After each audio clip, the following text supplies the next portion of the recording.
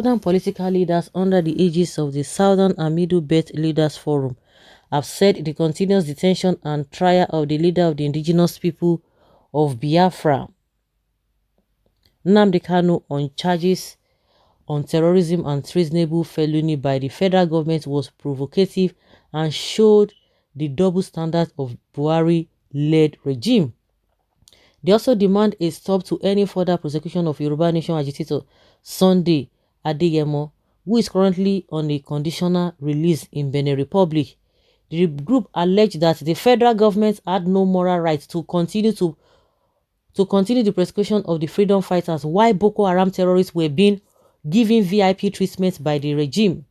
The group made this known in a communique jointly signed by the leaders of the Pan-Yoruba Organization Afenifere, the Pan-Igbo Sociocultural Organization Ohaneze Ndigbo Worldwide, the Middle Belt Forum, and the Niger Delta Forum, issued at the end of the meeting held in Abuja on Thursday and obtained by Saturday Punch. Kanu has been detained in the facility of the Nigeria Secret Police, the Department of State Services, for 258 days, having been arrested since June 27, 2021. The group stated the continued detention and trial of Nnamdi Kanu on charges of terrorism and treasonable felony while non-Boko Haram terrorists are being given VIP treatment and hosted in government houses is not only provocative and perfidious but a bizarre double standard on the part of the Nigerian state. We demand, in national interest, the immediate release of Nnamdi Kanu and a stop to any further prosecution of Sunday Igboho, who is currently on the conditional release in Benin Republic. Speaking on 2023 election, they further retweeted that their earlier stance that the South would not support any political party that did not zone its tickets to the South. They also want Southern political stakeholders not to compromise this stance by engaging in actions and aspirations that would compromise the shared resolve of the Southern people. The statement further reads, "We maintain that the basis of any viable democracy, especially in a diverse and complex country such as Nigeria, is fair and even sharing of power. Therefore, unequivocally and in full resolve again call on all political parties in the country to zone their presidential tickets to the South. Accordingly, we call on all lovers of peace and equity in Nigeria, particularly our people of Southern Nigeria and Middle Belt region, to reject any political party that fails to zone its presidential ticket to the South. Consequently, we caution political stakeholders from Southern Nigeria against aspirations or actions that will compromise the shared resolve of our people."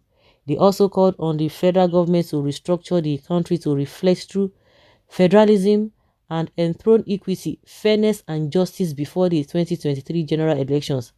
They also alleged that the regime's lukewarm attitude in tackling insecurity in the country lent credence to the impression that they were using insecurity to foster certain political agenda. More disconcerting is the fact that the women and children rendered widows, orphans, and displaced by the terrorists now being gratified by the federal government and its security agencies are wallowing in wretched IDP camps. We also warn that the federal government's lukewarm attitude in tackling the security challenges in the country lends credence to impressions that this administration is using insecurity to foster certain political agenda. Part of the statement read, is it not a heartbreaking that those who are killing people every day, they can't even arrest them? Just like Shehu Sani said, that the most dangerous terrorists in this country are Fulani, from Fulani extraction, and they cannot even be arrested. They are in this country. They don't even talk about them. That is the worst part of it. But we could remember when Nnamdi Kanu was not in the country. Every now and then, Nnamdi Kanu come back, but they have terrorists among them. They can't do anything. It's really provocative. These people are making sense. Now they have been telling us that those who are sponsoring Boko Haram, who are sponsoring bandits, that they've gotten them. They are going to take them to court. They are going to do this. They have been telling us for the past 2 years and nothing has been done. And when they talk about them, they are not even perturbed. They are not even bothered. They are not angry. Buhari is now in London, but he was able to tell us and confirm that 68 vigilantes were killed. We know how many in Kebbi State. We know how many police officers that were killed, the army that were killed. The only thing they will tell you that they express a rude shock. They are not concerned. But you are keeping somebody, even if you know that the person has even done anything wrong. Nnamdi Kanu has done something wrong. And 250 something days he's been there, and you don't even know, you don't have evidence, you don't have, oh my God, it's so annoying, honestly. It's so annoying. The Buhari-led government is the worst I have ever seen in life. Clueless, nepotic, tribalistic, uneducative, and evil. Yes. Because the Igbos refused to stand up for Nnamdi Kanu like the Yoruba did for Sunday Igboho. You are very right. The elites were tongue-lashing Nnamdi Kanu while the Yoruba stood for Igboho. Both elites and non-elites, what are the basis for comparison? Do you really think so? They can only talk and talk without action. The thing be like say, hey, you don't get leg. Get leg. How? What then is the truthful when truth is admonished to hang itself? It is fundamental. Truth cannot be annihilated by any race, creed, or tyrants.